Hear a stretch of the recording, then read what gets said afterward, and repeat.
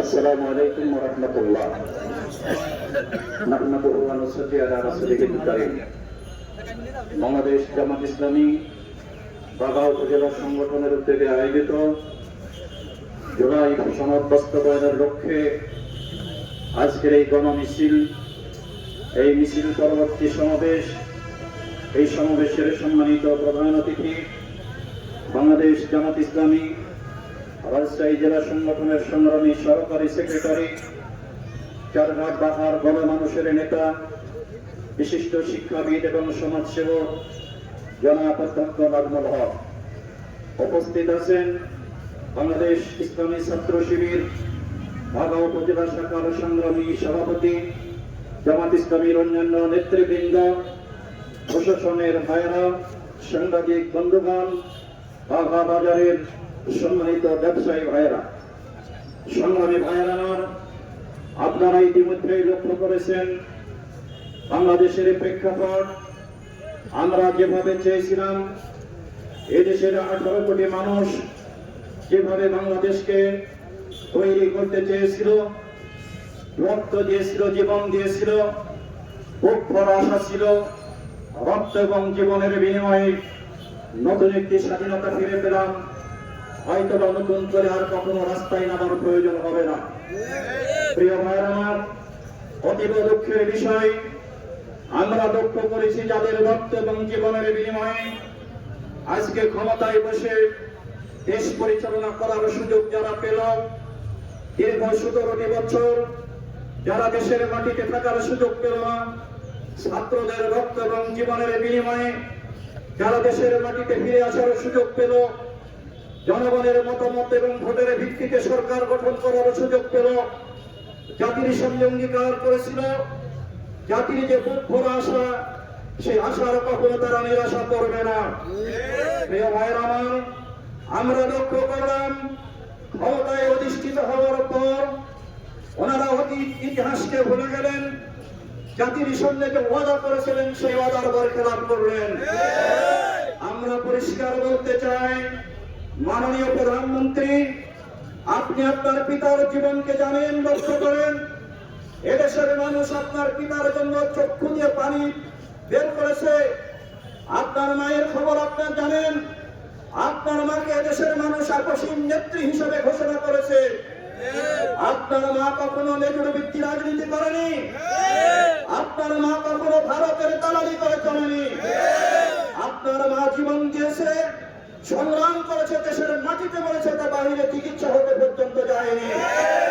আমরা লক্ষ্য করলাম আপনি যে বাপের সন্তান, আপনি যে মায়ের সন্তান, কিভাবে আপনি আপনার বাপের এবং মায়ের কথা ভুলে গেলেন, আপনার বাপ এবং মায়ের ঐতিহ্যকে মাটির সাথে মিশিয়ে দিলেন, আমরা বুঝতে পারছি না। আপনাকে মনে রাখতে হবে, যাদের সহযোগিতায় আপনি কাজটি করতে যাচ্ছেন, অতীত ইতিহাস থেকে শিক্ষা নিন, তারা আপনার ভালো চায় না।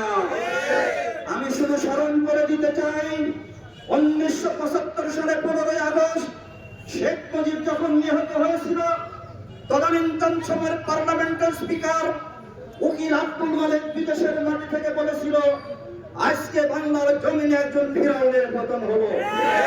সংগ্রামী ভাইরা, মাননীয় প্রধানমন্ত্রী, আপনাকে স্মরণ করাতে চাই, আপনি যাদের ছত্রছায়ায়, যাদের ইন্ধন এবং ইশারায় জুলাই সনদকে বাস্তবায়ন করতে রাজি হচ্ছেন না, ছাত্রদের জীবন নিয়ে ছিনিমিনি খেলছেন, এদেশের গণবাহীকে আপনি বাস্তবায়ন করতে চান না, আপনাকে মনে রাখতে হবে ওই সময় 75-এর মতোই হয়তো এমন একটা সময় আপনার সৈন্য উপস্থিত হবে, আপনার দলের লোকেরা সেদিন বলবে একজন ফিরাউনের দেশ থেকে পতন হলো। সুতরাং সেই সময় আসার আগে আমরা আপনাকে বিনীতভাবে আহ্বান জানাতে চাই, এদেশের 18 কোটি মানুষের চেহারার দিকে লক্ষ্য করুন। এদেশের 18 কোটি মানুষ যে রায় দিয়েছে, সে রায়ের প্রতি শ্রদ্ধা নিবেদন করুন এবং আর কাল বিলম্ব না করে এদেশের মানুষের অধিকার, ন্যায়, ইনসাফ এবং বৈষম্যহীন একটি বাংলাদেশ প্রতিষ্ঠা করার জন্য ছাত্ররা জীবন দিয়েছে, রক্ত দিয়েছে, তার গুরুত্ব উপলব্ধি করে আপনি জুলাই সনদকে অবিলম্বে বাস্তবায়ন করবেন। যদি এই জুলাই সনদকে বাস্তবায়ন করার ব্যাপারে আপনি আবারও গড়িমসি করেন, আমাদের পূর্ববর্তী বক্তারা বলে গেছেন, আমরা পরিষ্কার বলতে চাই কিভাবে আন্দোলন করা লাগে, কিভাবে সংগ্রাম করা লাগে, কিভাবে অধিকার ছিনিয়ে না লাগে এদেশের ছাত্র জনতা তা খুব ভালোভাবেই জানে। সুতরাং আমরা আর এইভাবে রাজপথে নামতে রাজি না। আমরা আশা করব সারা দেশে আজকে এই গণদাবির প্রেক্ষিতে আপনার শুভবুদ্ধির উদয় হবে ইনশাআল্লাহ। যদি এই শুভবুদ্ধির উদয় ঘটাতে আপনি এবং আপনার দল ব্যর্থ হন, আপনার পার্লামেন্ট, আপনার মন্ত্রী পরিষদ যদি ব্যর্থ হয়, এদেশের 18 কোটি মানুষ আপনাদের ছাড়বে না, মনে রাখবেন। প্রিয় ভাইয়ের আমার প্রশাসনের ভাইদের কাছে আমরা বিনীত আবেদন রাখতে চাই, অতীত ইতিহাস থেকে আপনারা শিক্ষা নেবেন। আপনারা জনগণের খাদেম, আপনারা জনগণের ট্যাক্স দ্বারা নিয়ন্ত্রিত হন। সুতরাং জনগণের উপরে অন্যায় এবং অবৈধভাবে গুলি চালাবেন না। আমার ছাত্র জনতা, বীর সৈনিক, যারা জুলাইয়ের বীর সৈনিক, এদের উপরে যেন অন্যায় এবং অবিচার ভাবে লাঠিচার্জ করা না হয়। আপনারা আমাদের ভাই, আমরা আপনাদের সাথে আছি, আপনাদের পাশে আছি, আপনাদের পাশে থেকে আপনাদের সহযোগিতা করতে চাই। বিরোধী দলীয় চিফ হুইপের উপরে আক্রমণ করা হচ্ছে, হুমকি ধামকি দেওয়া হচ্ছে। মনে রাখতে হবে, জামাত ইসলামী করে ভুল করে সংগঠন নয়, এদেশের 18 কোটি মানুষকে সাথে নিয়ে কাজ করতে জানে।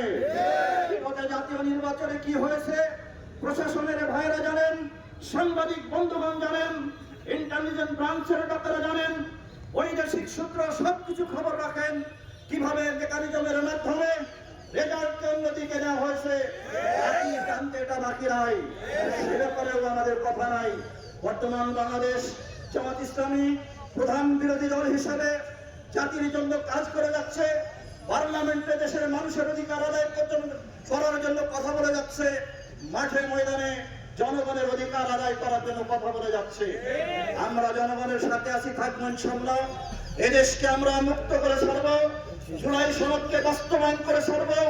আমিরে জামাতের ঘোষণা, জীবন যাবে কিন্তু আমরা জুলাইকে কারো হাতে যেতে দিব না। পরিশেষে আপনাদের কল্যাণ কামনা করছি, আসুন আগামী দিনে বাংলাদেশকে মুক্ত করার লক্ষ্যে স্বৈরাচার স্বৈর শাসন থেকে এবং ফ্যাসিস্টের দোষর যারা আছে তাদের হাত থেকে দেশের মানুষকে মুক্ত করার লক্ষ্যে যে আন্দোলন এবং কর্মসূচি দেওয়া হবে, যদি জীবন দিতে হয়, রক্ত দিতে হয়, পাহাড় মানুষ তোমরা কি জীবন এবং রক্ত দিতে রাজি আছেন?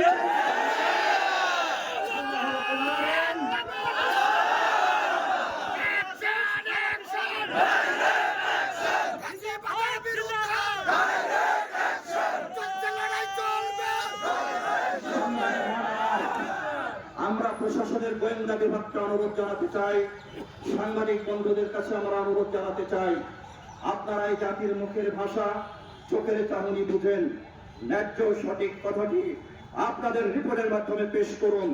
এদেশের মানুষ কি চাই ভুলে যাবেন না সাংবাদিক ভাইরা। আপনাদের স্বজাতি আজও পর্যন্ত সাগর নদীর কোনো হত্যার বিচার হয় নাই, আপনারাও নিরাপদে থাকবেন এমনটি আশা করবেন না। এই দেশের বর্তমান সরকার যেভাবে দেশ পরিচালনার চিন্তা ভাবনা নিয়ে সামনের দিকে এগিয়ে যাচ্ছে, আপনারা নিরাপদে থাকবেন এ আশা করা যায় না। সুতরাং আপনারা সঠিক তথ্য সহ জাতির সামনে পেশ করুন। আপনাদের লেখনের মাধ্যমে, আপনাদের কলমের মাধ্যমে জাতি উপলব্ধি করুন আসলে কোনটা প্রয়োজন। প্রশাসনের ভাইকে ধন্যবাদ জানাচ্ছি, আপনারা আমাদেরকে সহযোগিতা দিয়েছেন, আমাদের পাশে থেকেছেন। আগামী দিনে আপনারা আমাদের পাশে থাকবেন, আমরা আপনাদের পাশে থেকে এই দেশটাকে ভালোভাবে এগিয়ে নিয়ে যেতে চাই। এদেশের স্বাধীনতা সার্বভৌমত্ব রক্ষা করতে চাই, 18 কোটি মানুষের অধিকার প্রতিষ্ঠিত করতে চাই।